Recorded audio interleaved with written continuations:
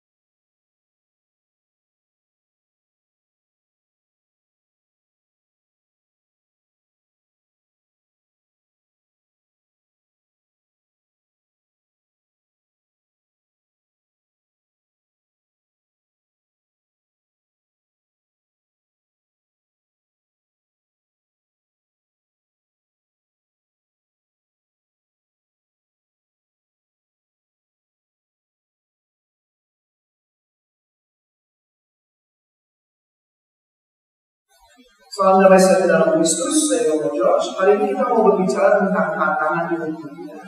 Hidup membiara itu memang tidak gampang, harus kita akui.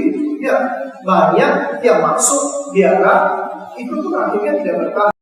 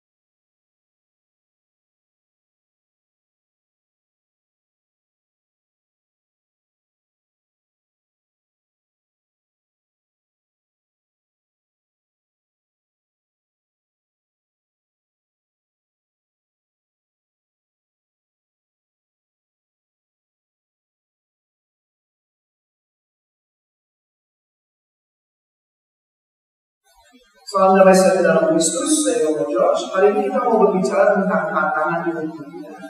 Hidup membiara itu memang tidak gampang, harus kita akui. Ya, banyak yang masuk biara, itu pun akhirnya tidak bertahan. Belum lagi kita menggunakan panggilan itu sedikit ya. Jadi memang hidup membiara tidak gampang. Tapi salam damai sejahtera dalam Kristus, saya Romo George. Hari ini kita mau berbicara tentang tantangan hidup dunia. Hidup membiara itu memang tidak gampang, harus kita akui. Ya, banyak yang masuk biara, itu pun akhirnya tidak bertahan. Belum lagi kita menggunakan panggilan itu sedikit ya. Jadi memang hidup membiara itu tidak gampang. Tapi jangan salah, justru karena tujuannya yang sangat timbul, misalnya kita mau mendapatkan sesuatu yang berharga, tentu perjuangannya itu harus lebih daripada yang biasa. Makanya hidup membiara itu menantang. Tapi jangan lupa, di balik segala tantangan-tantangan ini, ada harta yang berharga yang Tuhan sediakan bagi mereka yang terpanggil. Jadi bagi kalian yang terpanggil, jangan takut, jangan cemas. Datang saja kepada Tuhan. Bersama Tuhan kalian akan bisa. Kalian melangkah satu langkah, Tuhan akan menyambut kalian 100 langkah. Halo saudara-saudara yang terkasih, terutama rekan-rekan muda sekalian. Allah bernubuat melalui nabinya, Yeremia, "Aku mengenal segala rancanganku untukmu, yaitu rancangan damai sejahtera dan bukan celaka, untuk memberikan kepadamu hari depan penuh harapan." Pernahkah kita berpikir bahwa mungkin rancangan Tuhan yang indah itu adalah panggilan untuk mengikuti Dia menjadi seorang imam, biarawan-biarawati? Memang kadang panggilan itu terasa abu-abu, membuat kita ragu dan takut untuk menjawabnya. Tapi ingatlah bahwa Tuhan yang memanggil kita ialah Tuhan yang sama yang berkata kepada Simon Petrus yang takut berjalan di atas air, "Teguhkanlah hatimu, ini aku, jangan takut." Semoga Yesus, Sang Gembala kita yang baik, yang mengenal kita domba-dombanya, menyentuh hatimu untuk berkata ya pada panggilanmu.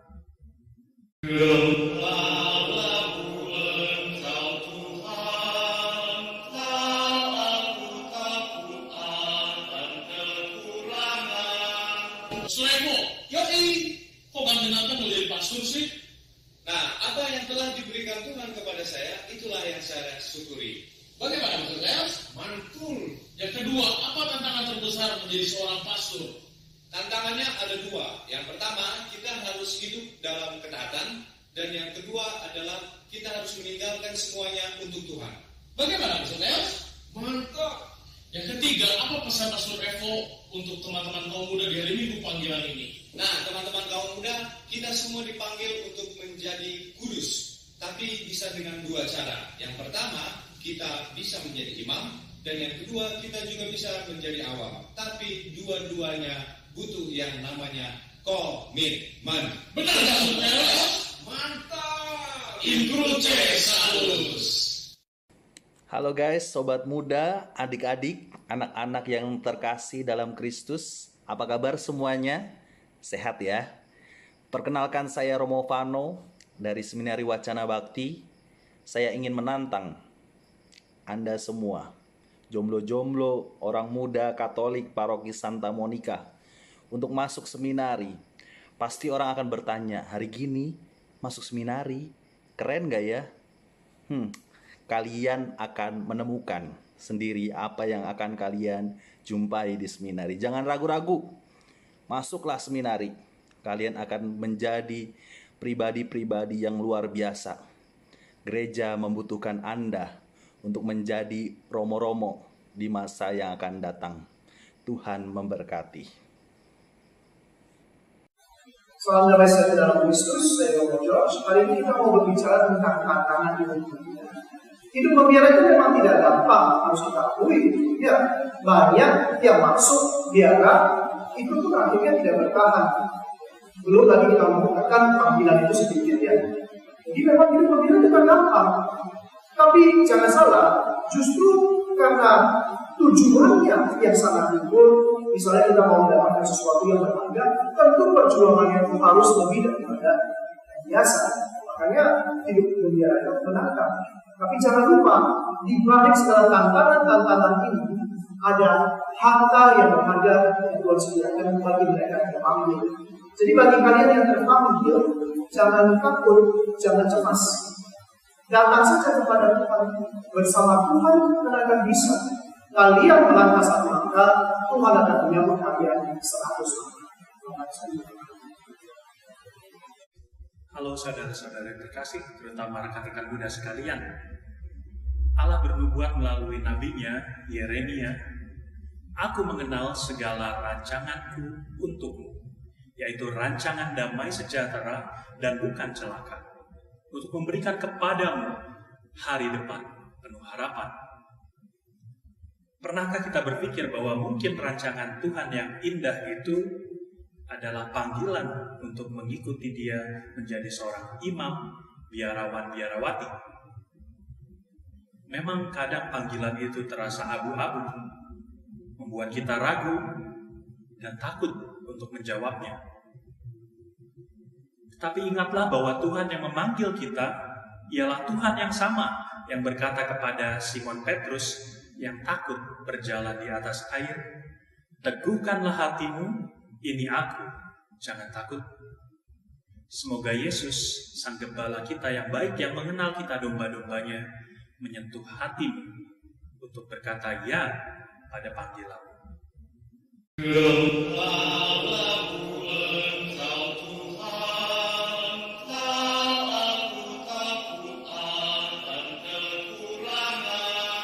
Suremo, yoi, kok ganti-ganti mau jadi pastor sih? Nah, apa yang telah diberikan Tuhan kepada saya, itulah yang saya syukuri. Bagaimana Pastor Leos? Mantul. Yang kedua, apa tantangan terbesar menjadi seorang pastor? Tantangannya ada dua. Yang pertama, kita harus hidup dalam ketaatan. Dan yang kedua adalah kita harus meninggalkan semuanya untuk Tuhan. Bagaimana Pastor Leos? Mantap. Yang ketiga, apa pesan Pastor Evo untuk teman-teman kaum muda di hari Minggu panggilan ini? Nah, teman-teman kaum muda, kita semua dipanggil untuk menjadi kudus. Tapi bisa dengan dua cara. Yang pertama, kita bisa menjadi imam. Dan yang kedua, kita juga bisa menjadi awam. Tapi dua-duanya butuh yang namanya komitmen. Benar nggak Pastor Leos? Mantap. Incruce salus.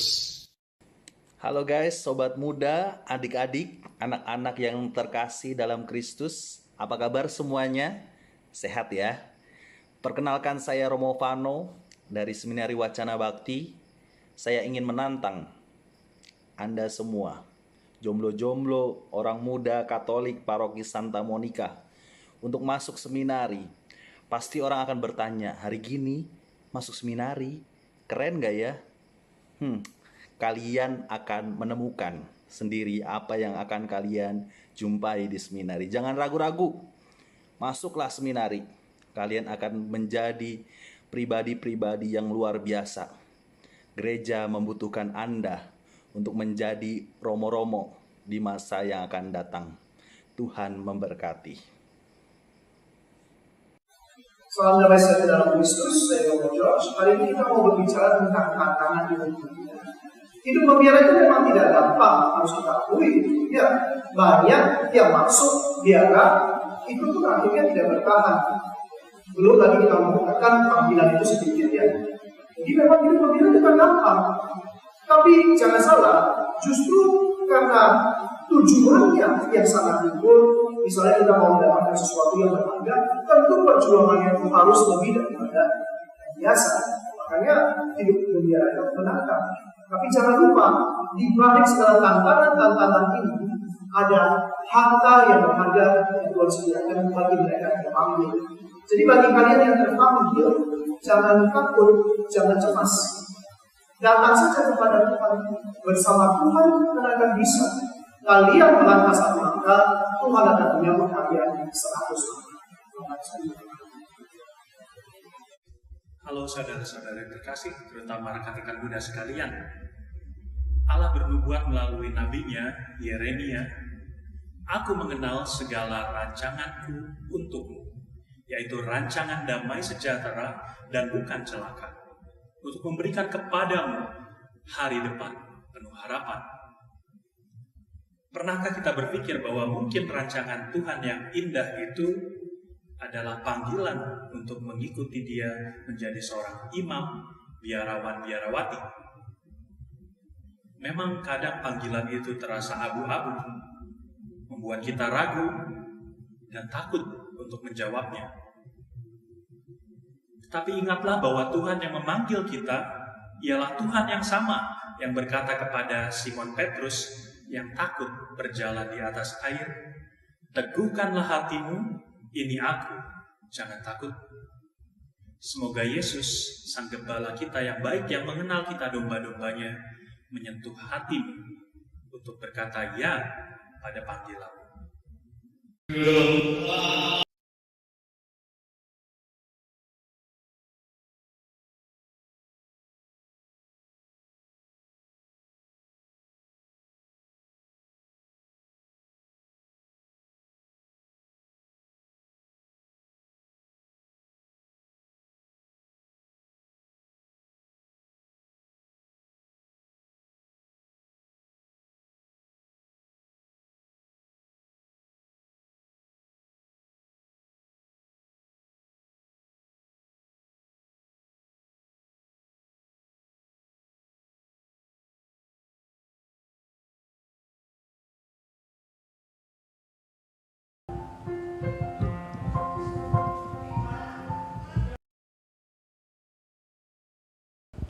Selamat pagi para teman-teman semuanya. Selamat pagi Romo-romo di sini, di Monica. Wah, semuanya bersemangat. Selamat hari Minggu panggilan ya. Selamat hari Minggu panggilan. Selamat pagi teman-teman muda Katolik yang sedang melihat menonton kami di sini. Oke, sebelum kita mulai, gimana kalau Romonya mau nyanyi dulu? Biar semangat dong ya. Ya, semangat. Oke, silahkan Aimo. Musik.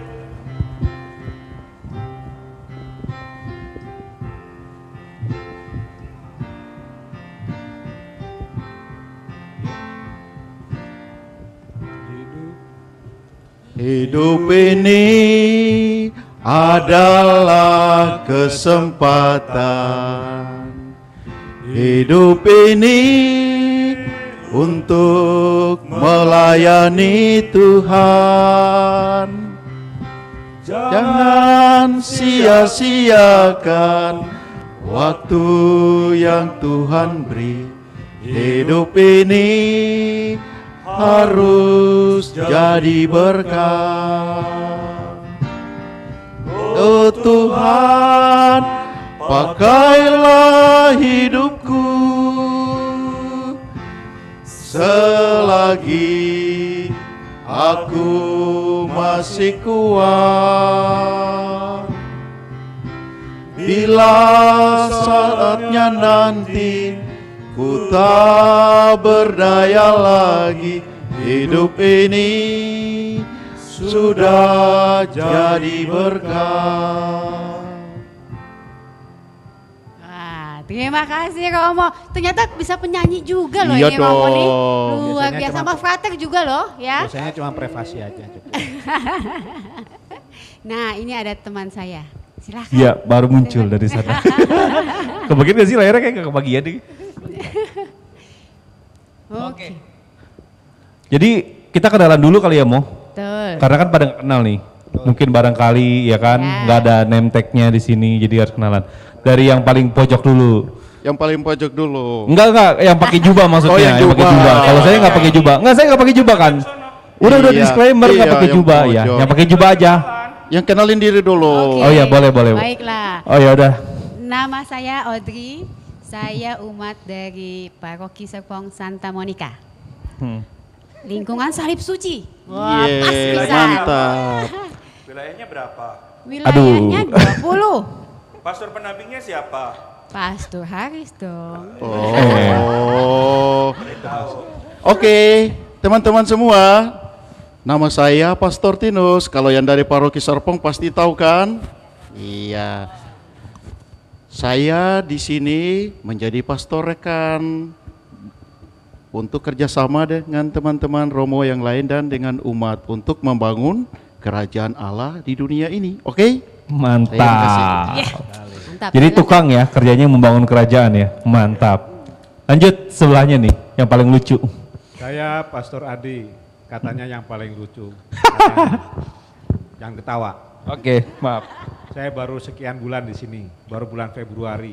Jadi Bulan-bulanan berarti ya. baru bulan-bulanan. Terima kasih, selamat mengikuti acara kami. Sekarang dilanjut Pastor Haris. Nah ini yang paling suka bulan-bulan ini. Pastor Haris. Mic-nya dipegang, mau mic-nya dipegang. Tahunan. Oh, sudah Tahun-tahunan. 2,5 tahun. Baru 2,5 tahun tinggal dan berkarya di paroki Serpong ini. Membantu pastor kepala karena ada kepalanya. Kalau nggak ada kepalanya, pastor tanpa kepala. Ya, memang ciri-ciri pastor kepala harus banyak ubannya. Kalau saya Tanda-tanda gimana? Kebijaksanaan atau tanda-tanda semakin bau tanah. Berarti saya makin bijak dong ya nih ya. Romo. Atau kebalikannya tadi, satu lagi. Apa? Bau tanah? Bau Oh tanah. jangan dong. Lalu di sebelah saya yang Nah, hitam-hitam. Yang hitam nih. Yang beda sendiri nih. Ya, memang beda. Karena orang diciptakan berbeda. Woi, keren sekali. Terima Tapi kasih. dia adalah orang Malang. Ayo, coba. Udah Ya, ngomong-ngomong. baik, terima kasih buat Pastor Haris yang udah mengatakan saya menggunakan hitam tetapi manis. udah pasti hitam manis. Iya, hitam, manis. Itu loh nyanyinya. Nama saya Frater Christian Paskalis Agung. Saya berbeda dari Romo-Romo ini adalah Romo-Romo Salib Suci. Sementara saya Frater dari Hamba Maria yang mengabdi di bawah kaki salib. Iya, hari ini kita... Nanti dulu, Frater, salibnya mana? Oh, salib saya ada di hati. Iya. So sweet. So sweet ya. Kan ada Memang kerusakan. hatinya tertanam salib. Tadi katanya tertanam cinta. Bagaimana sih? Jadi nih hatinya banyak, mau ada cinta, ada salib. Bentar lagi tumbuh pohon jeruk, pohon apa di situ. juga ya. Subur soal hatinya. Yang pasti berbuah lah ya. Ya, berbuah durian nanti. Oke, terima kasih untuk perkenalannya. Oh, satu lagi terakhir. Oh iya, saya juga. Halo, saya Stephen, saya dari Katolik Fitgram, tapi ya juga satu Katolik Media, juga satu grup kan, jadi ya nggak apa-apa lah, lagi minjem channelnya dulu. Gitu. Langsung aja kali ya. Iya. Teman-teman kalau misalnya ada yang mau tanya silakan masuk ke kolom live chat. Nanti kita akan ada sesi tanya jawab di situ. Jadi kalau ada yang mau tanya-tanya atau ada yang mungkin masih galau tapi takut mau tanya sama Romo karena sekarang apalagi sekarang PSBB nggak bisa ketemuan, sekarang ini kesempatan teman-teman buat bisa tanya-tanya. Kalau nggak tanya, Oke. jawab nggak aja ya. Hah? Apa? Kalau usah tanya-tanya, jawab aja. Bagaimana jawab kalau nggak ada pertanyaan? Iya dong. Tapi ternyata pertanyaannya banyak loh yang masuk. Banyak sekali anak-anak muda yang tertarik pengen tanya sama Romo. Pengalamannya, pokoknya macam-macam deh. Nah, coba ya, sekarang saya mau bertanya dari pertanyaan yang masuk. Sebenarnya sejak kapan sih mulai tertarik, mulai kepikir mau jadi pastor? Nah, itu pertanyaan paling umum. Banyak sekali. Coba silakan salah satu yang boleh jawab. Saya pertama kali waktu SMP. Oke. Waktu itu dijadwal untuk misdinar, tapi saya selalu tidak dapat bagian karena saya paling kecil. Lalu akhirnya saya bilang saya nggak mau jadi misdinar, saya mau jadi pastor saja. Waduh, bercandanya berat.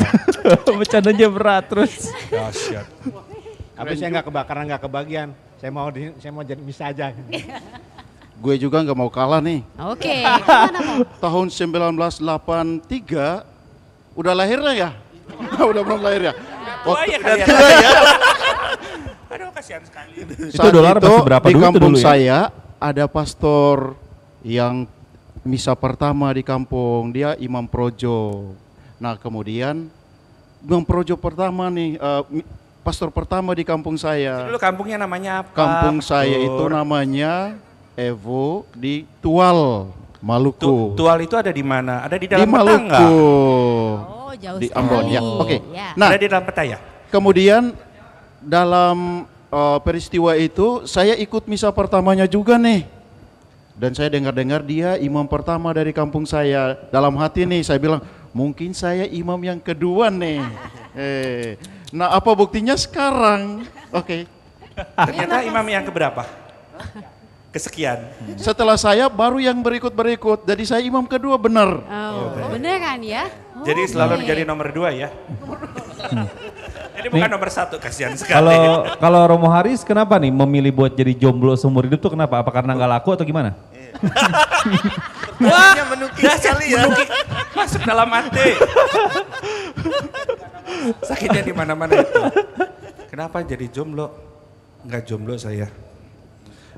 Karena banyak yang lainnya yang menjadi sahabat saya. Kenapa saya mau jadi pastor? Karena dari sebelum komuni pertama saya udah jadi misdinar.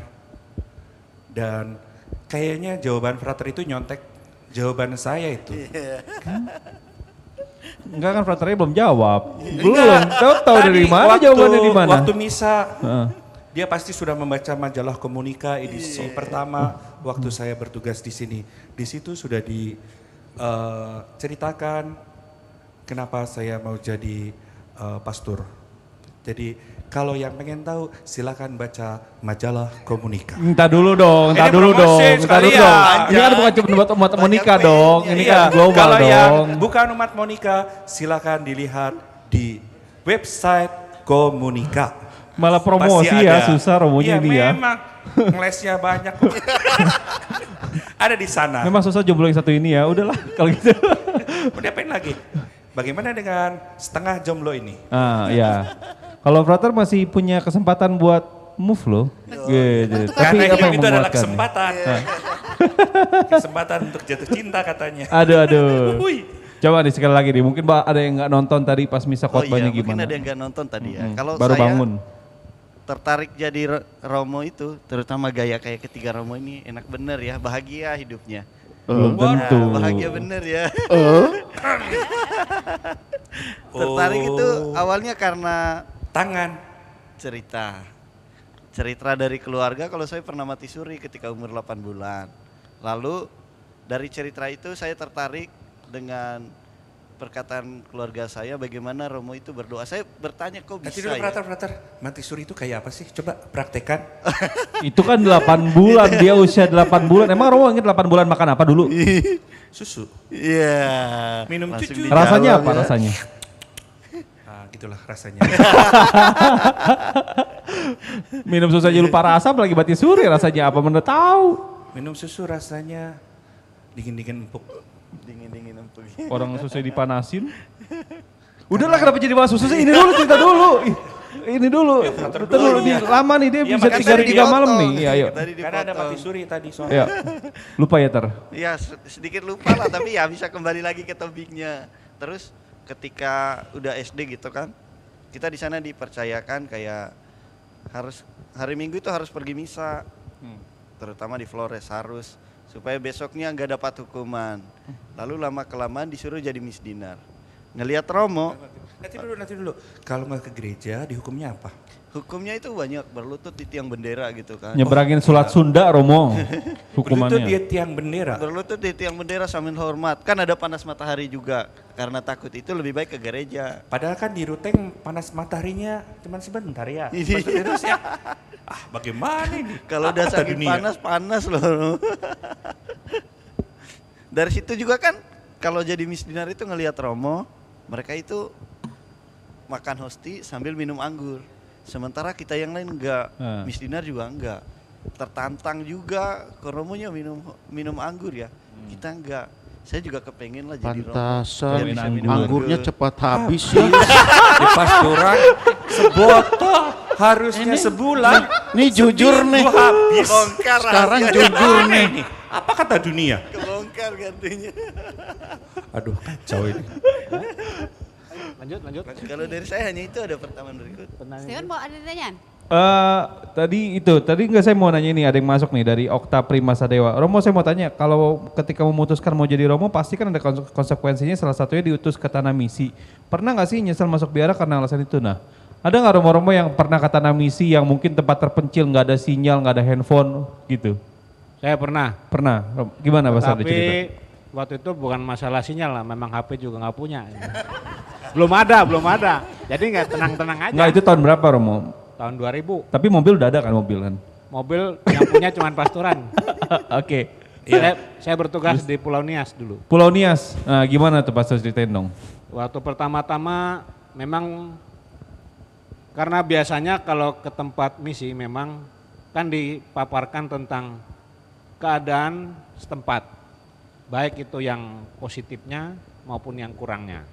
Jadi memang biasanya kita cenderung punya ketakutan dulu. Memang cerita-cerita yang menakutkan banyak begitu ya, termasuk konfrater pendahulu kami yang meninggal tenggelam di laut begitu ya. Itu juga salah satu yang membuat ketakutan. Tetapi ternyata saya 6 tahun lancar-lancar aja gitu ya. Enggak. Waktu awal itu diceritain itu kondisinya di sana terus kayak apa Romo? Yang Romo bilang, oh menakutkan nih kayak apa waktu itu? Makan orang kah? Enggak ada yang menakutkan sih. Waktu kata awalnya kan diceritain kondisinya itu. Oh, tempatnya di pedalaman. Bertugasnya lebih banyak naik Mercy Kill maksudnya.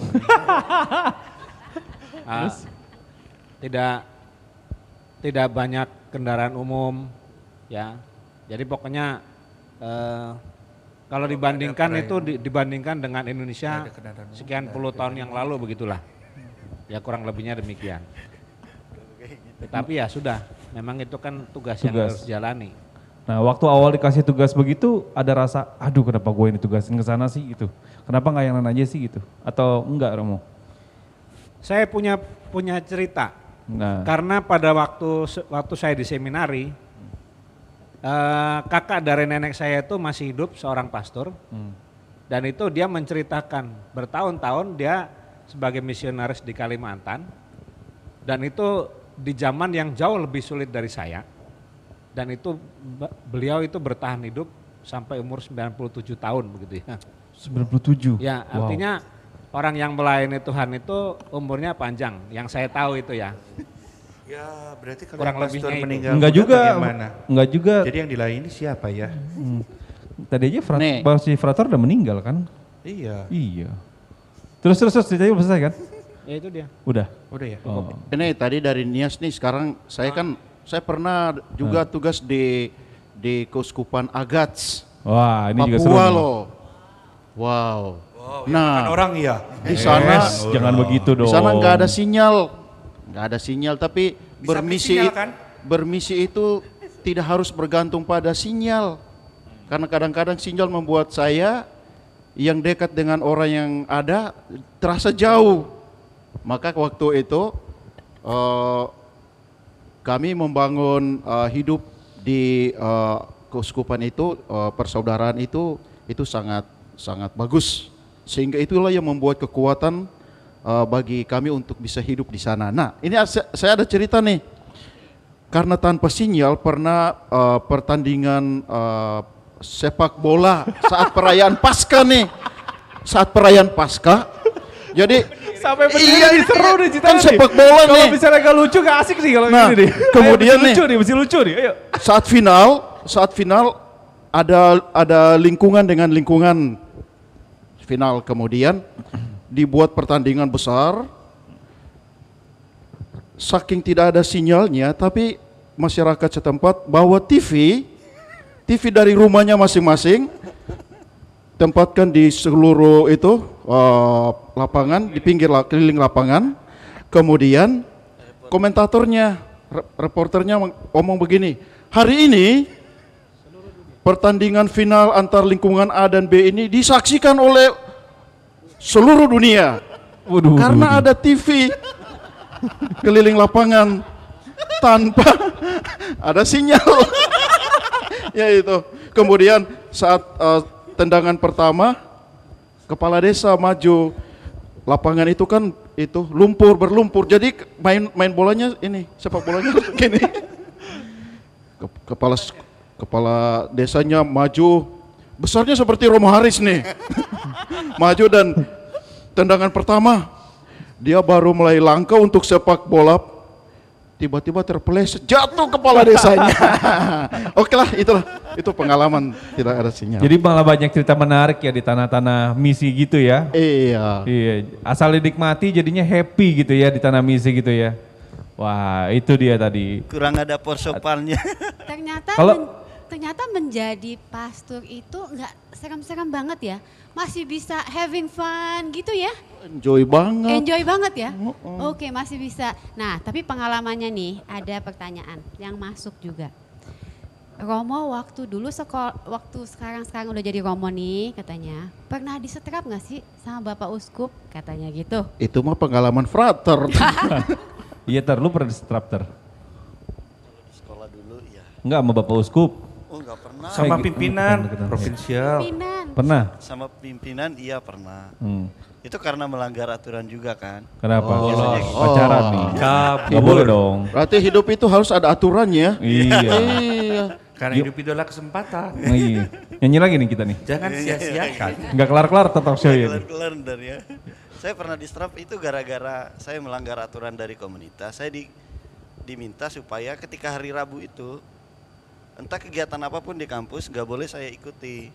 Tetapi waktu itu kan lagi ada seminar, saya diminta jadi salah satu panitia gitu, panitia di kampus. Saya bingung, ini diminta dari dosen saya supaya dengan surat segala gitu kan, permintaannya resmi. Tapi pemimpin saya katakan kita sudah punya aturan sendiri. Kalau kamu pergi ke sana berarti kamu yang melanggar aturan. Tapi saya didesak-desak terus dari kampus, tolong dong bantuin gitu. Sama ketua panitianya diminta bantuan, tolong. Nah, saya ikut. Tolong. Saya ikut yang di kampus. Sepulang dari kampus, disetrap sama itu. Di setrapnya tuh ngapain sih? Kalau misalnya frater tuh setrap ngapain sih? 2 rosario 5 putaran atau gimana? Itu kita dikurung dalam kamar. Di kamar itu kita dikurung, nggak makan bersama gitu. Kasihan ya, seperti burung dalam sangkar. Iya. Atau kayak si hunter. Biasanya gitu. Oh gitu. Kita dikurung, jadi ya kita di dalam kamar aja. Iya. Kalau Romo Haris pernah dihukum juga nggak? Atau justru menghukum orang nih kalau Romo Haris nih? Wah, saya sering menghukum orang.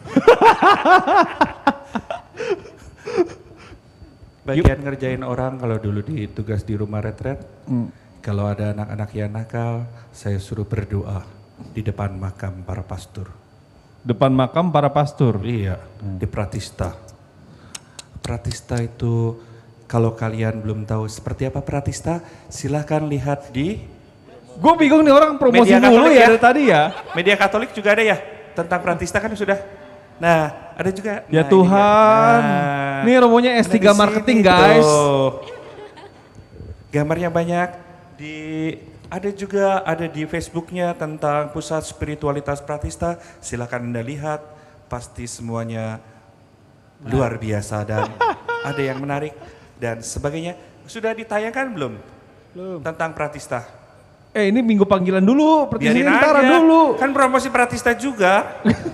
Ya, kalau saya, lalu biasanya kalau bukan dihukum, tapi kalau misalnya sudah terlalu lama bekerja biasanya kita disuruh jangan lupa ikut kursus ini, ikut retret dan sebagainya supaya ada penyegaran atau seringkali kita sebut ongoing formation.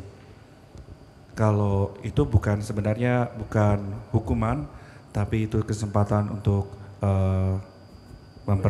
membenahi, memperbaiki dan terus menambah wawasan. Ongoing formation.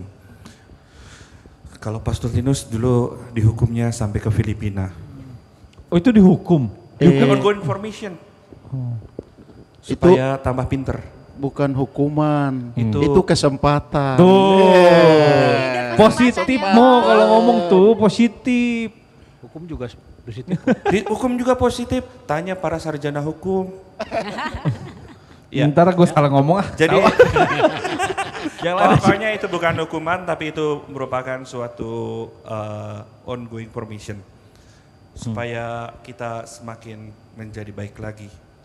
Yang tadinya kurang baik atau udah baik supaya lebih menjadi lebih baik. Yang tadinya kurang besar semakin lebih besar lagi. Amin. Yang tadinya cacingan, nagaan, sehingga cacingnya hilang. Maka frater sudah diberi obat cacing Drontal. Kesian loh ini dicengin mulu. Cuman Romo tadi saya tertarik pernah ke Filipina. Oh jadi Romo itu juga bisa dikirim-kirim gitu juga ya?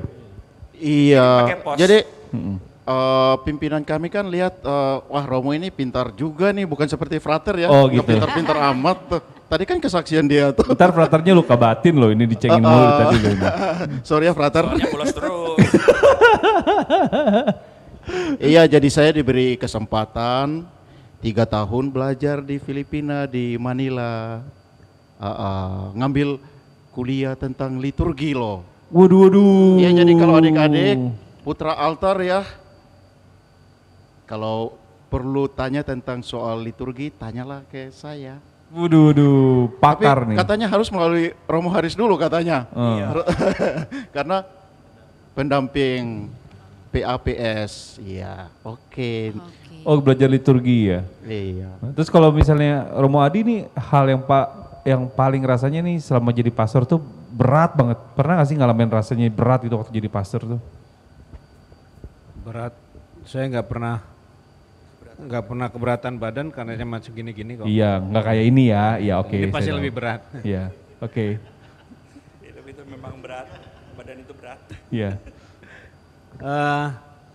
Tergantung persepsi sih, karena seperti yang saya katakan tadi, ketika pertama-tama ditugaskan di daerah pedalaman pun memang saya akui itu berat. Karena kan kita tidak punya bayangan akan seperti apa tempat baru, pasti. Tetapi ketika menjalani, apalagi melayani umat gitu ya, kalau setelah perayaan Ekaristi misalnya dapat penghormatan hewan yang sudah disajikan dengan begitu indahnya di meja makan itu, sudah lupa semua kita. Babi.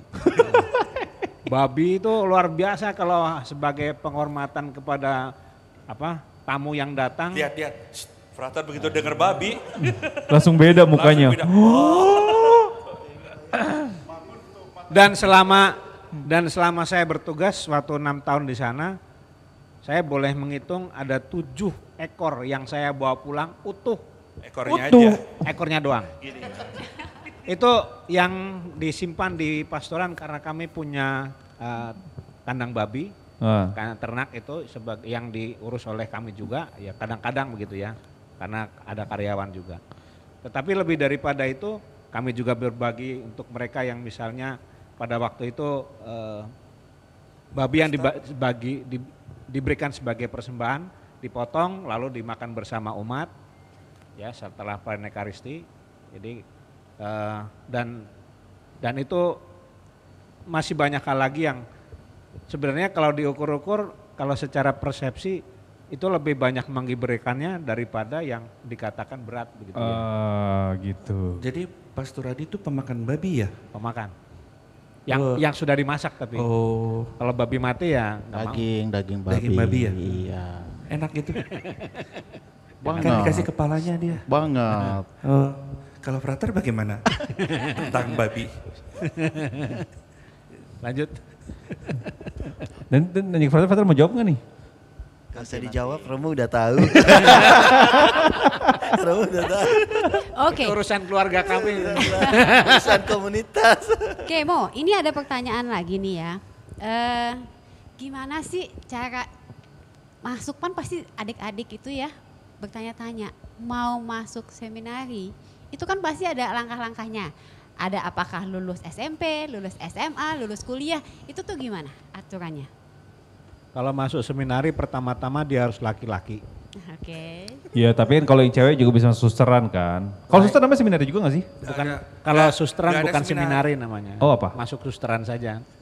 Aspiran, novis dan sebagainya. Oke. Itu teman-teman. Laki-laki single. Iya. Ya pastilah. Udah, jangan berantem dulu, lanjutin. Kalau udah tua berantemnya nanti aja off kamera ya. Ya, terus ada setelah lulus SMP, lulus SMA? SMP bisa mendaftar di seminari, ada di dekat sini ada Bogor, ada Wacana Bakti, ada di Bandung, ada di Mertoyudan, Malang juga ada. Oke. Yaitu persyaratannya pasti harus ditanyakan ke sana ya. Oke. Tapi ada juga yang lulusan SD yang masuk seminari kecil ya? Ya. Di Ruteng ada. Di tempat saya ada, di Flores ada seminari Kisol, juga ada seminari Loyola Labuan Bajo. Oh. Jadi Itu lulus bisa. SD bisa masuk seminari kecil ya? Seminari Namanya? kecil. Karena kecil-kecil mereka. Kalau yang besar-besar jadi seminari besar. Oke, tapi kalau lulus kuliah pun masih bisa diterima untuk mendaftar ya? Masih bisa. Masih bisa. Ada. Panggilan dewasa Ada, ya Romo panggilan ya? dewasa ya. Oh, oke. Late vocation. Nah, terus Romo, saya mau lanjut nih. Kalau misalnya kalau orang mau jadi pastor itu harus pinter nggak sih? Kalau menurut saya pintar itu tergantung bagaimana orang mengembangkan diri. Karena saya melihat teman-teman saya di seminari dulu banyak yang pintar pun tidak lanjut. Tetapi orang yang tekun itu malah lanjut. Ya, kebanyakan memang ya yang pintar itu pasti akan tertarik yang lain lah ya. Iya. Lalu yang tidak atau menjelang pintar ini itu yang kemudian belajar dengan tekun dan kemudian bisa mengatasi dirinya sendiri, mengolah dirinya sendiri. Contohnya yang ini, waktu SMA katanya bolos-bolos, tetapi ternyata karena ketekunan, kerajinan, selesai juga S1-nya di Malang. Waduh. Di Malang. Jadi ini adalah orang Malang. Jadi saya salah satu frater dari Malang, bukan frater Malang. Oh. Tuh dijelasin tuh pakai di gitu ya. Tapi kotanya namanya? Kota Malang. Tapi dari Malang. Jadi orang Malang.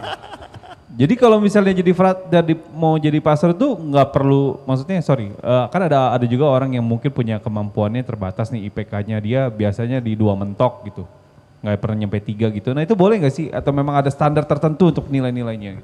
Iya, jadi kalau menjadi imam itu ada standarnya, standar akademisnya. Nah, minimal IPK-nya itu 2, sekian ya, 2,9 ya, 75. Nah, kalau sudah di 2, nah itu kita harus ya terima diri juga ya, supaya nggak perlu maksa gitu. Nanti kalau maksa ya punya efek lain juga kan. Jadi minimal 2,75 ya frater ya. Sampai 4. Nah itu bagus. Nah mengapa ada standar akademisnya? Karena menjadi imam atau gembala itu yang utama adalah berkomunikasi. Komunikasi dengan Tuhan, komunikasi dengan manusia. Maka dengan komunikasi itu yang utama adalah seorang imam itu harus mampu untuk menerima sesama yang lain, menerima perbedaan-perbedaan. Nah itu harus diterima. Nah karena itu adalah cara Tuhan bekerja melalui seluruh pengalaman yang dia alami dari sesama yang mungkin bagi dia kurang atau lemah, tapi Tuhan punya cara tersendiri untuk bekerja. Nah itu saya kira. Ya, tambahan kalau dari kami Ordo Salib Suci, kalau dalam beberapa tahun terakhir ini para calon imam harus lulus S1, lalu S2, TOEFL-nya, lalu S2, baru setelah itu bisa ditabiskan. Tapi ada beberapa yang memang tidak bisa menyelesaikan S2, tetap bisa ditabiskan dengan berbagai macam persyaratan yang lain sesuai dengan hukum gereja bahwa kuliah filsafat dan teologi itu harus 6 tahun. Jadi setingkat S2. Kalau yang dulu-dulu kita 12 semester ya. Saya dan Pastor Adi kuliahnya 12 semester tapi tetap S1. Iya, kalau yang ini S cendol. Cendol dawet. Nah, cendol dawet. Kalau udah lewat, Cendol dengan dawet beda loh. Bagaimana ini? kalau udah lewatin masa itu udah masa SMA, kuliah, pasti kan pernah jatuh cinta. Pernah nggak sih? Kok pasti ya, saya sok tahu banget ya. Cintanya kok jatuh? Pernah nggak gimana? kira-kira? Kalau kejatuhan bagaimana? Jatuh cinta. Ada lagunya? Jatuh dari mata ke hati maksudnya gitu. Kan ada lagunya. Jatuh cinta berjuta rasanya. Nah, pokoknya dirasa-rasain aja. Ada nggak pernah punya pengalaman di sini, ada yang tanya nih. Masih spesifik kayaknya kalau misal soal jatuh cinta nih, mau nanyanya ke siapa? Enggak, saya mau nanya sama Romo Haris dulu deh, yang dari tadi, dari promosi sama nyanyi. Coba kali ini pengalaman cinta bagaimana Romo? Yang jujur. Pengalaman jatuh cinta, setiap orang pasti pernah jatuh cinta. Enggak, itu mau diplomatis, saya nggak mau diplomatis, saya maunya langsung. Faktanya adalah dari mata turun ke hati. Tapi kata frater tadi dikatakan, cinta itu tidak harus memiliki. Kalau sudah dimiliki berarti saya bukan pastor lagi. Justru saya mau nanya nih, kiat-kiatnya gimana kalau lagi jatuh cinta tapi ingat aduh gue pastor. Nah itu gimana cara ngilanginnya tuh perasaan itu? Gak usah dihilangin, dibayangkan saja. Oh jadi kalau bayangin gak apa-apa ya? Gak apa-apa, dibayangkan saja. Kalau jatuh cinta pertama yang saya buat, saya menerimanya, setelah itu saya cari Romo Haris ngaku dosa. Ketahuan. Oh jadi di dalam komunitas yang saling ngaku dosa. Oh iya gitu dong, ya? masa pastor ngajarin ngaku dosa ke umat, masa pastornya nggak ngaku dosa. Gimana? Iya, Bapak Uskup aja ngaku dosa ke pastor loh. Di Medan pengalamannya, kita pengalamannya. Oh gitu. Jadi dinikmatin bisa ngaku dosa ya, jadi kudus lagi. Tapi enak rasanya jadi orang jatuh cinta tuh. Seperti makan es krim. Yummy ya, yummy. Yummy gitu loh. Kalau Pastor Adi bagaimana ya jatuh cintanya Pastor ya? Adi, Pastor Adi nih diam-diam kayaknya banyak nih dari jangan gue tanya. Berbahagialah orang yang jatuh cinta. Berbahagialah yang Coba, dijatuhi cinta, karena tidak banyak orang yang bisa merasakannya. Dijatuhi cinta. Iya. Ayo coba apa tuh? Apa tuh? Itu. Nah, saya mau tanya nih, pernah nggak mau jatuh cinta sama seseorang nih, terus menikahkan gitu, menikahkan orang yang saya cintai gitu, pernah nggak? Itu belum sampai ke situ. Kalau di mana? Kita di mana-mana itu. Gimana? Pernah nggak? Pasti tidak, karena yang sekarang saya berkati perkawinannya itu kalau dihitung-hitung mereka itu anak-anak gitu ya. Karena teman-teman angkatan saya yang dulu mungkin atau SD atau apa, sekarang anaknya sudah 3 atau 4 gitu ya. Rata-rata begitu. Jadi kalau saya membayangkan, wah ini yang mereka yang saya berkati ini yang sekarang ya saya anggap mereka anak-anak saya gitu ya. Dan mereka memang kebanyakan sengaja memilih begitu ya. Sengaja memilih. Pastor, tahun depan kami akan pemberkatan nikah, lalu mereka datang berdua ya, termasuk ponakan-ponakan saya itu yang minta. Itu mereka minta supaya pastor yang memberkati. Jadi artinya mungkin dari sini yang saya rasakan kemudian adalah naluri kebapaan itu lebih muncul daripada urusan yang seperti itu gitu ya. Ya, naluri kebapaan itu bertumbuh seiring dengan umur tambah, ya nggak bisa dikurangin umur kan? Iya, rambutnya juga makin sudah ubanan. Beda. Dua warna. Sebut rambut putih nih, saya warna di sini. Iya. Jadi kurang lebihnya seperti itu. Kayaknya ini di chat-chat itu. Aduh. Ini luntur Romo. Luntur kena matahari kebanyakan luntur gitu. Banyak jemur ya Pak selama pandemi. Iya, banyak pandemi jadi putih gitu. Nah, ada naluri kebapaan, ada naluri keibuan. Iya. Dan naluri-naluri yang lain. Ini bagaimana maksudnya kok ini keibuan, kenapa sih keibuan itu? Nggak tahu saya juga. Kalau tadi ngomongin rambut, ini ada juga yang tanya mengenai rambut. Peraturan, kalau sudah jadi pastor, itu ada nggak sih aturannya mesti rapi atau boleh gondrong gitu loh? Kayak Yesus aja kan gondrong tuh. Nah, iya, ada nggak betul. aturannya? Saya ingat angkatannya pas Monsignor Anton dulu itu rambutnya juga gondrong-gondrong. Tetapi ya memang zamannya beda, sekarang malah semuanya tipis-tipis. Itu urusan mode kalau menurut saya. Urusan mode. Kalau mode tuh ya zamannya begitu sekarang ya kami nggak ada yang panjang-panjang banget. Iya, ya lifestyle ya. Lifestyle. Ada juga yang botak-botak seperti yang di depan sana. Tapi bukan pastor. Tapi ada juga pastor yang botak. Oke, tapi dari Audonya sendiri nggak ada yang ngatur mengenai Tidak hal ada. itu, nggak ada. Itu bebas gitu ya. Setelah jadi pastor nggak ada yang ngatur, hanya Yang kadang-kadang penting- diingatkan Yang kalau penting sudah rapi. berantakan. Oke. Rapi supaya bertemu dengan umatnya nggak kabur. Ah. Iya. Atau belum mandi. Oh. Kucel. Ngomong-ngomong nih ya, kalau misal tadi kan ngomongin seminari itu kan kayaknya enak-enak aja nih. Nah cuman ada orang juga yang biasanya baru mau masuk, tapi dia nih pergumulannya adalah mau jadi pastor tapi dilarang sama orang tua. Dia bingung tuh gimana caranya. Dia punya panggilan tapi tapi ngomong sama orang tua nggak dikasih nih, antara mau jadi suster atau romo terus nggak dikasih. Nah Romo pernah mengalami hal kayak gitu nggak sih? Terus gimana cara ngilanginnya? Saya pernah, tetapi yang saya katakan di sini adalah saya harus mengatakan kepada orang tua yang demikian.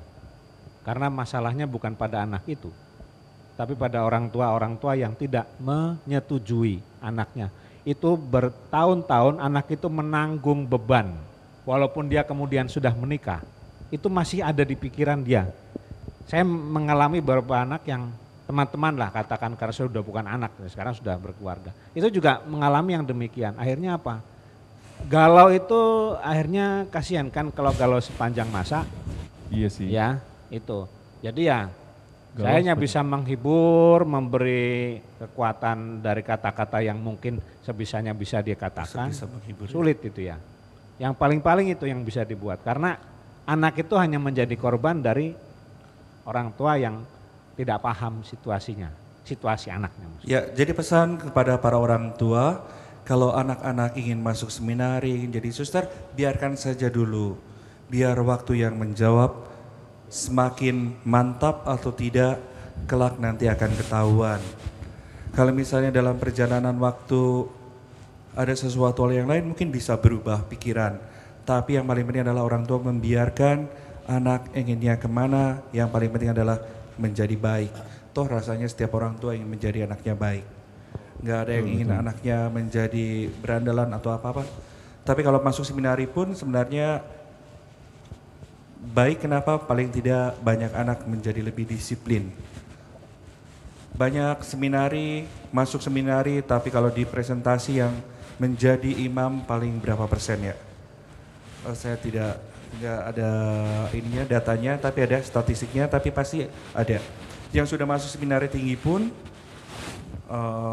yang menjadi imam rasanya kurang dari 50%.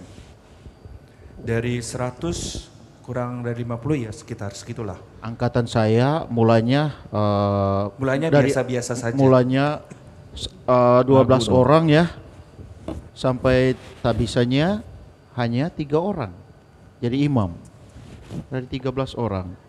0, sekian. Nah yang lain selesai strata 1 pendidikan S1, kemudian banyak pilihan. Ada yang sekarang jadi anggota DPRD, ada yang jadi wakil bupati. Oh iya, semua ya? banyak yang jadi dosen. Nah itu banyak loh. Iya. Nah terus itu kan untuk orang tua nih. Sedangkan kalau misalnya orang tua yang nggak nonton tapi anaknya nih dia pengen jadi pastor, orang tua yang nggak kasih itu mah anak lagi nonton ini nih. Nah Romo mau ngomong apa sama anak itu nih yang pengen jadi pastor tapi nggak boleh sama orang tuanya? Jadi para orang tua, pesan saya, panggilan itu adalah kebebasan, kemerdekaan. Jadi setiap pribadi punya kebebasan atau kemerdekaan untuk memilih yang terbaik bagi dirinya. Maka kalau kita menjadi orang tua, ayah atau ibu, tugas utama adalah menghargai, mendukung, menyupport anak itu untuk dia memilih yang tepat bagi dirinya. Supaya merdeka. Iya. Enggak, maksudnya itu untuk orang tua. Ini untuk anaknya nih. Oh, untuk yang anaknya. galau-galau tapi nggak boleh sama orang tuanya itu mau nyampein pesan apa untuk anaknya? Ya datang ke Pastor Tinus, ke Pastor Adi, ke Frater supaya didorong nanti. Siapa tahu orang tuanya didatangin mereka. Ujung-ujungnya orang tua. Hai orang tua, kasihlah anakmu. Romo, saya mau punya cucu. Ini anak saya satu-satunya. Itu banyak kasus kayak gitu loh. Dan ada juga anak pertama yang menjadi imam banyak. Iya. Iya, silakan. Anak pertama. Tapi pernah dilarang gitu nggak mau? Kalau orang tua tidak, tetapi keluarga memang saya dengar-dengar saja dari orang tua saya memang tidak. Dan tidak mantan begitu. pacarnya juga melarang. Of course lah kalau itu mah. Sudah direlakan kok. Sudah direlakan. Nah ini kayaknya Frater punya pengalaman nih kalau dilarang sama Iya. orang tua nih. Mari Ini kita kayak dengarkan. lebih dalam nih. Dari tadi nahan-nahan ngomong, mau ngomong. Gitu dia nggak enak. Silakan Om. Frater. Oke baik. Kalau pengalaman saya ditentang oleh keluarga itu memang bukan tanpa alasan ya. Terutama ayah saya, dia melarang karena memang yang pertama itu kenakalan saya, sudah pasti. Udah jarang ke sekolah gitu, sering bolos. Itu alasannya. Tetapi kalau alasan karena misalnya ingin punya cucu, sebagai seorang anak itu kita punya keberanian tersendiri. Orang tua itu butuh bukti. Ketika kita buktikan kalau kita ingin jadi seminaris atau biarawan, kita tunjukkan, kita masuk karena kita punya kebebasan. Suatu saat orang tua pasti bisa merasa, oh iya, ternyata dalam hal ini dia bisa membuat kita bangga dan bahagia. Jadi seorang anak itu harus berani, tampil aja apa adanya. Entah suatu saat bisa dipanggil dan dipilih, itu kehendak Tuhan yang menggerakkan kita. Oh, artinya jujur sama orang tua dan buktikan ya. Iya, tapi ngomong-ngomong kalau soal nakal, saya juga waktu kecil nakal suka Kelihatan naik sih kalau itu mah, pohon, kelihatan sih kalau itu mah. pohon tetangga, Iya, saya kelihatan. pohon ini, pohon lengkeng, mangga. Ini ada yang dan chat nih. enak. Itu kan dia dulu bandel nih itu. Dia ada yang Iya. chat. Makanya kalau nakal sih biasa-biasa saja. Kalau anak nggak nakal itu aneh. Pendiam mungkin, atau terlalu dikekang oleh orang tua, sehingga mereka takut bergerak. Saya jadi bingung mau orang bicara tua, apa guys. Jangan galak-galak sama anak ya. Baik-baikin anak. Kalau nakal-nakal dikit nggak apa-apalah. Ya, dulu punya pengalaman nakal juga kan? Oh nakal, main kelereng, tomotildo, mecahin kaca sekolah. Main kelereng, mecahin kaca itu nyentilnya sekenceng apa? Iya makanya apa ya? saya juga waktu itu kaget kok tiba-tiba ininya saya kelereng pecahin kaca sekolah disuruh ganti. Saya dimarahin orang tua. Tapi ya harus ganti. Ya maaf ya papa dan mama. Kalau Pastor Adi kayaknya baik-baik ini. Paling anteng dia mah. Iya, dari dulu sampai sekarang diem aja. Diam-diam menghanyutkan Kalau makan banyak tapi. Nggak boleh cekin loh, pastor kepala loh itu loh. Disetrap loh, mau disetrap. Biarin. Nanti nggak dikasih uang saku loh ntar. Itu yang berat kan dikasih uang saku. Keduanya juga dipotong. Mo, ini saya mau nanya. Ini ada yang pertanyaan juga sih. Bahwa di Monica ini, itu kan ordonya kan salib suci kan, OSC ya. Boleh nggak cerita sedikit mengenai OSC itu apa gitu? Ayo silahkan. OSC itu apa? Oke. Saya mau mulai dari ini dulu. Ini jubahnya dulu nih. Jubahnya saya boleh berdiri ya? Berdiri lagi. Ini mau promosi tentang jubah OSC ini. Mantap kan? Mantap. Seperti penguin atau Batman? Batman, Superman. Kalau yang pakai. Coba. Di tengah dulu. Enggak. Romo Haris. Jadi saya yang ngomong, Romo Haris yang bersini. Iya. Romo Haris. Enggak nih kalau yang Iya, ngomongnya Romo Tinus kayak Batman, kalau yang ngomong Romo Hari kayak penguin. Penguin. Oke. Jadi guys, ini yang di luar ini disebutnya black cap. Tudung ya. Jadi moseta. Moseta ini sebenarnya ada lambang di balik ini. Jadi lihat moseta itu ini mau melambangkan hidup kita di dunia itu hidup dalam dunia berdosa, sehingga arah hidup seorang Kristiani itu menuju kepada kerajaan Allah. Maka lambang ini, moseta ini mau melambangkan melindungi diri dari dosa, dan panggilannya berbalik dari dosa kepada Tuhan. Kalau orang ini makna dari arti dari Moseta. Nah kemudian Romo, sorry, ini masih di Moseta, Romo. Kenapa nggak dikancingin? Atau memang khusus begini? Atau memang karena ini sudah tidak muat? Memang stylenya seperti ini. Stylenya seperti ini. Oke. Oke. juga kan mirip-mirip gini loh, cuman beda warnanya aja. Iya. Oke. Kemudian yang panjang ini, panjang hitam panjang, ini skapulir. Skapulir. Nah, skapulir. Skapulir ini mau melambangkan hidup seorang crosier, seorang OSC, biara OSC. Nah, maka di sini ada makna hidup dalam sebagai seorang OSC itu ada semangat hidup, hidup ketekunan, kerendahan hati. Nah itu semuanya lambang ini. Kemudian mengapa salib? Salib dulu. Iya.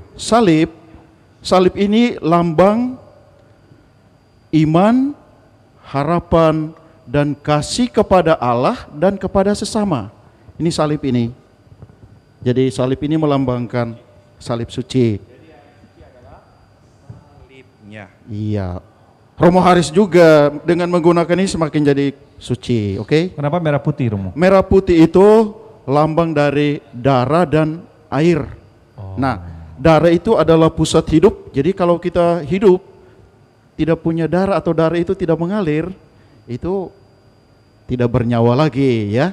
Nah, kalau putih itu air yang meneguhkan atau membantu kehidupan supaya semakin lancar. Oh, gitu. Kemudian Romo Adi ini namanya apa ya? Ayo dites lo. Single belt, ikat pinggang. Ya, menjadi seorang OSC menggunakan ini tempat untuk alat untuk melindungi diri. Jadi kalau kita pakai ikat pinggang itu tujuannya untuk selalu diri kita terlindung supaya selalu bergantung atau arah hidup itu selalu menuju kepada Tuhan supaya tidak jatuh, ya. Nah, kemudian yang putih panjang ini namanya tunik. Tunik itu tunika, ya. Tunika itu lambang dari kemurnian atau kekudusan. Jadi hidup seorang crosier, religius OSC itu menuju kepada kemurnian hidup. Proses pemurnian hidup, pengudusan hidup terus menerus supaya sampai kepada kerajaan Allah. Itu yang kita sebut seluruh habit ini, busana OSC ini kita sebutnya dalam bahasa Latin itu vestis nuptialis. Vestis nuptialis artinya pakaian pesta. Jadi kalau dalam Injil Matius, Yesus mengibaratkan kerajaan Allah itu seperti orang masuk ke dalam pesta perkawinan. Nah, masuk ke situ harus pakai pakaian pesta. Pakaian kemurnian. Nah, inilah. Oh. Nah kan? Mau ini ada mic, tolong dipakai jangan dipegang gitu doang itu. Nah, iya. Bilang dari tadi. Ngapain dipegang ini orang? Semua ya? Coba yang ini juga jelasin yang ini beda nih. Sedikit harus menjelaskan ya. Iya. Kenapa ini hitam-hitam semua? Ini lebih lengkap, ada tudungnya loh. Anti hujan. Saya berbeda ya dari OSC. Yes. Memang beda dari dulu. Antara hitam dan putih. Tukang nyolong ya. Coba. Duh ini jokesnya, gue takut salah di jokesnya. Ini jadi Batman ya cocoknya. Jadi Batman sama penguin beda.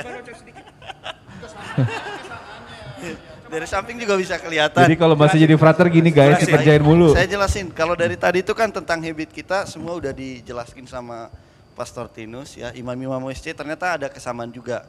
Terkait dengan kapuca, skapulir, dan juga habit. Juga ada sabuk. Sabuknya sama. Oh yang ini kayaknya ada Hermenya nih, enggak ya? Ini. Itu pakai Atau kulit ular? Kayaknya kulit sunat. Yang saya mau jawab itu terkait dengan hitam dan putih. Kenapa hitam? Kalau di sini kan ada putih tentang salib itu ada darah dan air, tapi saya hitam kok nggak ada salibnya. Karena hamba-hamba. Kami itu hamba-hamba Maria. Maria yang alias berduka cita. hamba itu dalam bahasa Latinnya servus. Servus. Ordo Servus Maria. Saya dari OSM, Ordo Servorum Maria. Kenapa OSM itu hitam? Itu kita mengabdi kepada Maria yang berduka cita, melihat modelnya, melihat salib itu bagaimana tentang penderitaan. Bunda Maria nggak pernah pakai baju hitam tuh? Nah, ada. Itu kan nggak ada. Simbolnya tuh, kan hitam. Tuh enggak. Tuh bajunya putih dengan biru ya. Romo Haris, tergantung ininya. Ini waktu di foto si lagi pakai baju artisnya, itu. Iya. Imajinasi orang yang membuatnya loh. Coba yang sedang berduka cita saja nggak pakai baju hitam. Bagaimana mungkin? Tapi orang yang berduka selalu hitam. Ini bercandanya bahaya nih, ntar kalau dia sama ordonya kita domel nih. Karena tergantung tempat juga. Beberapa tempat berduka cita pakai baju putih. Ada yang merah, ada yang hitam. Nah ini termasuk orang hitam, tapi manis. Ya. Nah satu hal yang berbeda, tadi ditanyai tudungnya. Ya, tudungnya apa? Tudungnya apa? Kita untuk hujan. Lambangnya itu dari biarawan mendicantes. Mendicantes itu para pengemis. Para pengemis. Seperti halnya. Kalau dulu waktu mengemis bagaimana? Nah kalau mengemisnya kan biasanya ini agak kekecilan ya sekarang. Biasanya dulu ini ada sakunya semua. Biasanya kita ngemis. Oh, jadi roti dimasukin ke sini. Roti dimasukin. Biasanya para frater juga gitu. Kalau kuliah biasanya masukin roti kan. Oh gitu. Nah, gitu. Itu kalau lapar. Tapi kalau lapar jadi sambil kuliah makan. Yang dulunya berbeda. Para frater itu mengumpulkan makanan, disimpan kan gak ada tasnya gitu ya. Gak ada sarungnya.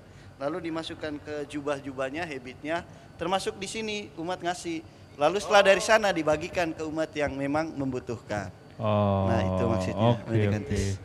Itu ya tadi teman-teman penjelasan tentang kostum-kostumnya nih. Waduh. Kita boleh kembali duduk dong. Boleh. Oke. Ini pertanyaan terakhir deh. Udah mau menjelang makan siang. Ini ada yang tanya ternyata. Masuk lagi satu pertanyaan.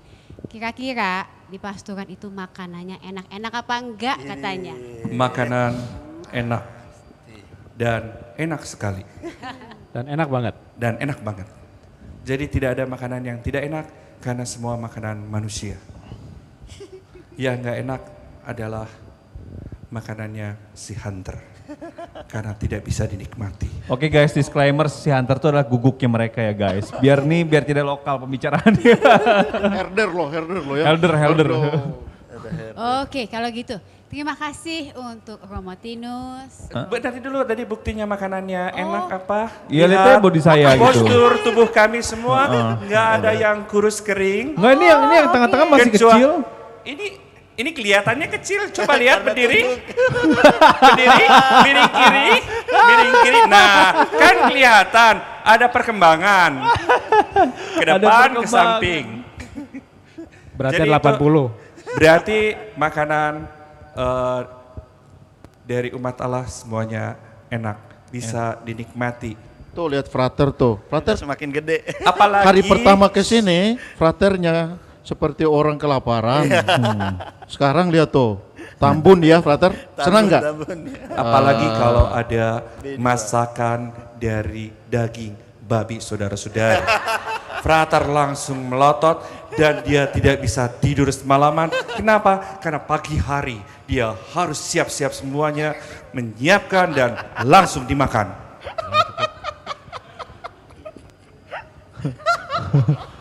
Oke guys, ini masalah rumah tangga mereka guys, sudah mulai terbongkar semua di sini guys.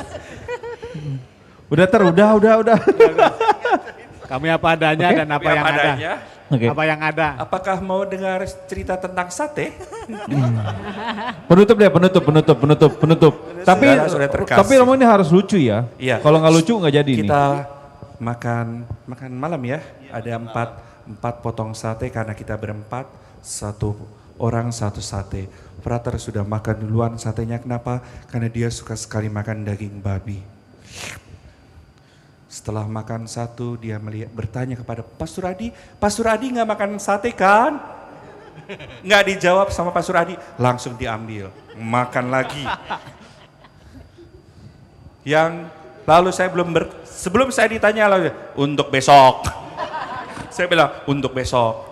Lalu Pastor Tinus juga pasti nggak akan makan daging, sate babi, langsung dimakan lagi.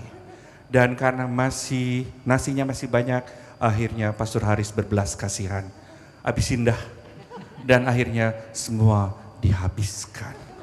Mantap. Ya, dan jadi untuk Bapak hasilnya, Provinsial FMM, inilah kelakuan frater Anda di sini.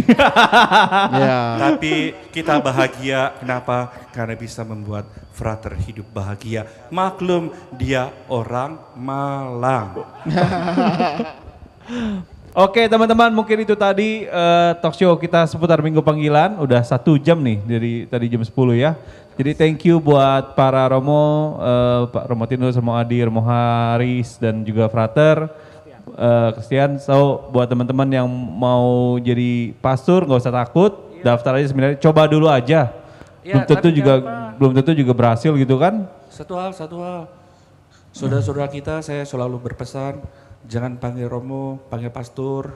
Kenapa? Karena saudara-saudara kita yang lain sekarang, saudara-saudara kita yang Kristen, para pendetanya dipanggil pastor. Sedangkan kita para pastornya lupa dengan identitasnya pastor. Pengennya dipanggilnya Romo. Tapi nggak apa-apa sih. Tapi yang paling jelas kadang-kadang kita harus ingat bahwa yang pertama-tama dipanggil pastor ya para gembala di gereja Katolik. Bukan di gereja-gereja yang lain.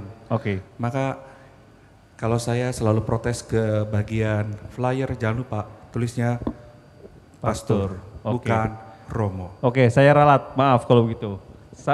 Terima kasih para pastor, sudah bagus, mantap. Itu dia tadi teman-teman, jadi kalau misalnya mau jadi Romo atau suster, coba dulu aja. Setidaknya kalau kalian udah nyoba terus gagal tuh nggak menyesal ke depannya ya, daripada nggak nyoba sama sekali, cuma nanti akhirnya kayak tadi cerita dari Pastor Tinus itu ke bawah-bawah sampai dia sudah dewasa pun ke bawah-bawah karena kenapa dulu saya tidak mencoba. Jadi coba dulu aja, daftarkan diri kalian segera ke seminar-seminar terdekat. Cocok ya gue jadi salah. Jadi jangan terjadi penyesalan seumur hidup. Cocok ya. Oke. Ada lagi? Sudah. Udah Kasih cukup. untuk siang ini untuk kebersamaannya. Kalau gitu saya Stephen pamit. Selamat siang semuanya. Selamat siang. Merdeka. Bye bye, sampai jumpa. Dah.